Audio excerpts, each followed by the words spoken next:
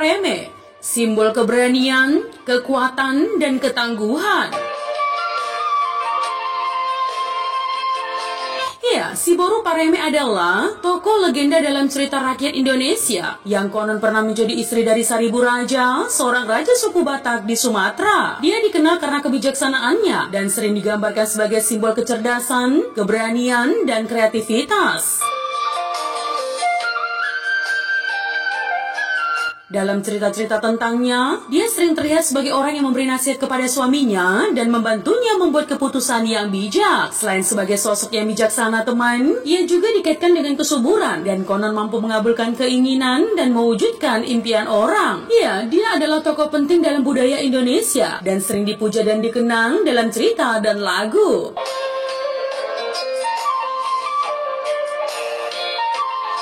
Silsilah Siboru Pareme. Siboru Pareme memiliki 3 saudara perempuan, yakni Siboru Paroma, Siboru Biding Laut, dan Siboru Natinjo. Legenda menyebutkan bahwa Siboru Pareme dan saudaranya lahir dengan kecantikan yang luar biasa, menjadikan mereka sebagai salah satu dari putri-putri tercantik di kerajaan Batak.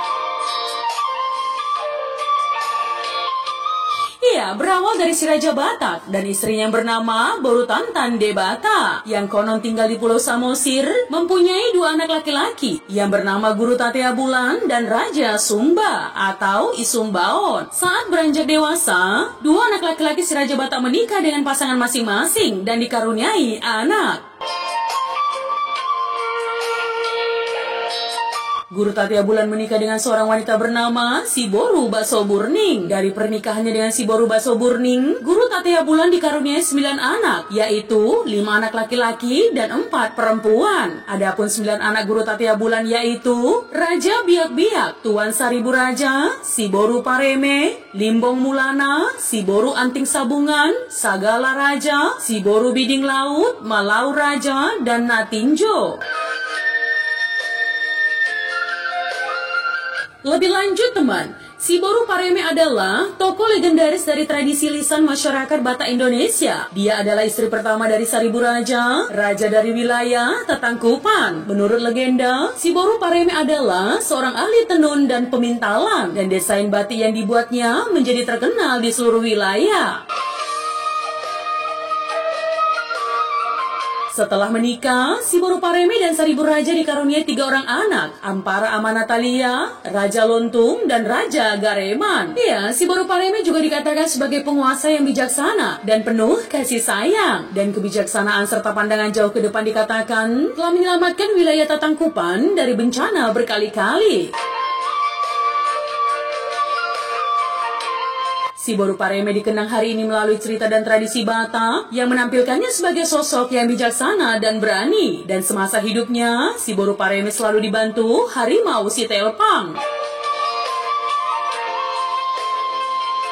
Peran Siboru Pareme dalam budaya Mandailing, Angkola, Turi-Turian. Dia adalah mata rantai yang hidup ke masa lalu dan sumber pengetahuan, kebijaksanaan, dan bimbingan untuk saat ini. Dia adalah seorang pemimpin, guru dan pembimbing, penjaga tradisi, dan panutan bagi generasi muda. Ia juga menjadi sumber inspirasi bagi masyarakat dan sumber memori kolektif. Dia adalah penjaga dan pelestari nilai-nilai budaya dan promotor pemahaman dan rasa hormat di antara generasi yang berbeda.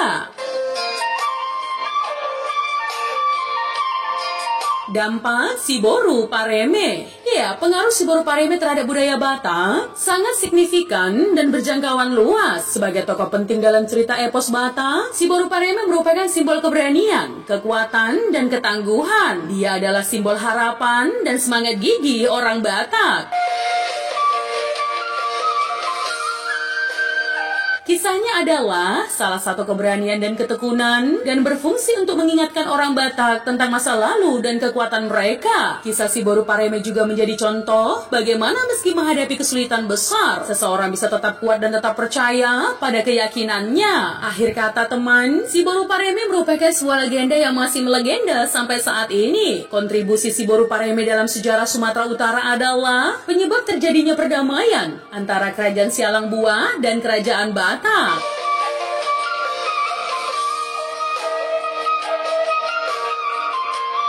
Si Boru Pareme juga dianggap sebagai salah satu penyebab keberhasilan dalam pendirian kerajaan Simalungun. Namun peran terbesarnya adalah dalam menjaga dan melindungi Danau Toba, sehingga dapat menjadi tempat peristirahatan bagi generasi mendatang. Si Boru Pareme menunjukkan bahwa perdamaian, keadilan, dan kebenaran adalah nilai-nilai yang sangat penting dalam hidup.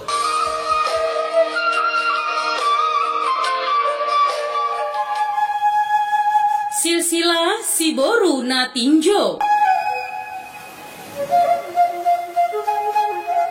Ya, Si Boru Natinjo adalah boru dari Guru Tatea Bulan. Si Boru Natinjo merupakan keturunan ketiga dari si Raja Batak. Si Boru Natinjo duduk bersimpu di antara keempat kakaknya yang berdiri berjejer, mengenakan gaun putih yang sama dengan Boru Pareme. Anak bungsu Guru Tatea Bulan ini memandang lurus ke arah depan. Dia selalu menanti keturunannya datang, mendengarkan kisahnya, meminta pertolongan dan perlindungan kepadanya. Ya, seperti itulah sosok Si Boru Natinjo direpresentasikan dengan patungnya yang dapat dilihat di Sopo Guru Tatea Bulan yang berlokasi di Pusuk Buhit. Ya, Si Boru Natinjo merupakan transgender pertama dari keturunan silsilah Raja Batak. Dia disebut sebagai Si Dua Jambar.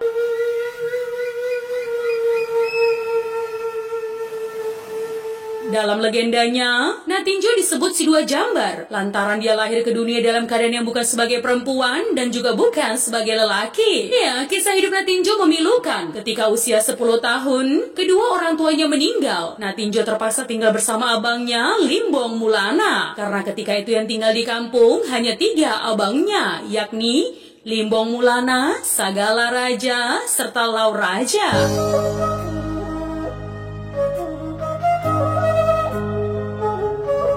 Sedangkan abangnya Raja Gumeleng-Geleng atau Raja Uti telah pergi dibawa oleh Yang Kuasa ke puncak Pusuk Buhit. Sedangkan abangnya Saribu Raja telah merantau dan tidak diketahui di mana keberadaannya karena memiliki skandal cinta dengan adiknya sendiri, Si Boru Pareme. Saribu Raja dan Si Boru Pareme ini lahir kembar dampit atau marporhas.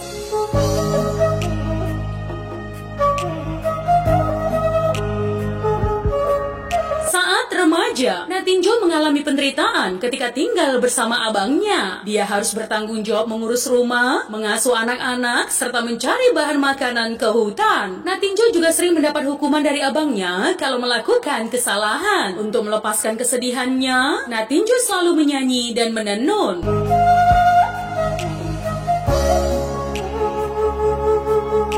Seiringnya waktu teman, Natinjo menjadi remaja dan dari perawakannya terlihat anggun, cantik, dan bersahaja. Natinjo pun menjadi gadis pujaan semua lelaki, baik di kampungnya maupun kampung seberang Danau Toba. Ya, seorang pemuda dari perkampungan atau Huta Silalahi sangat tertarik kepada Natinjo dan ingin menjadikannya sebagai pendamping seumur hidup.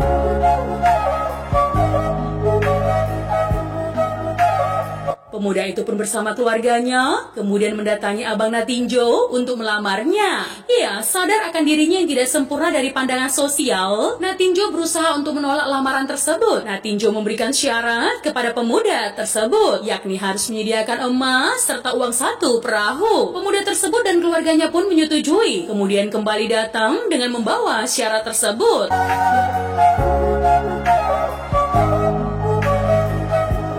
Abangnya Limbong Mulana akhirnya meminta agar Natinjo menerima lamaran tersebut. Iya, dengan hati hancur Natinjo akhirnya menerima lamaran pemuda itu dan meminta agar abangnya mengumpulkan semua yang menjadi barang miliknya, termasuk alat yang selalu dipakainya bertenun. Ito, bambu turak dan tempat benang tenunanku, tolong tanamkan di ujung desa ini. Suatu saat nanti keturunan bapak dan ibu akan melihat dan mengingat saya yang penuh dengan penderitaan ini. Pesan Natinjo.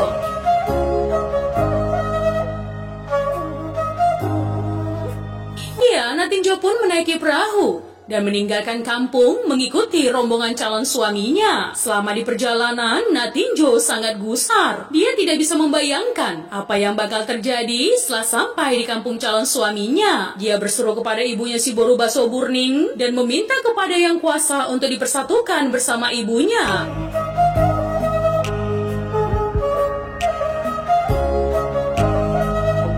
Seketika keajaiban terjadi, teman. Hujan turun, angin dan badai menerjang perahu Natinjo, dan akhirnya Natinjo tenggelam dan meninggal dunia. Lokasi di mana tenggelamnya kapal Natinjo kemudian disebut Pulau Toa atau Malau.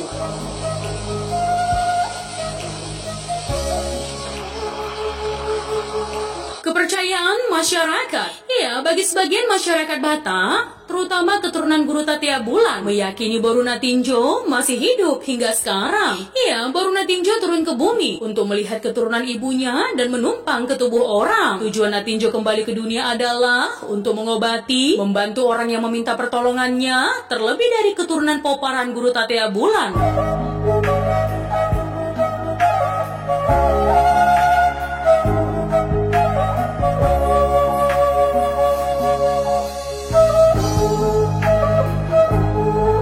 Saat ini seorang yang tinggal di Cianjur, Jawa Barat, bernama Naihotmi Boru Sagala, menjadi tempat masuknya roh Natinjo atau Hasorangan. Naihotmi merupakan Hasorangan Natinjo yang kelima.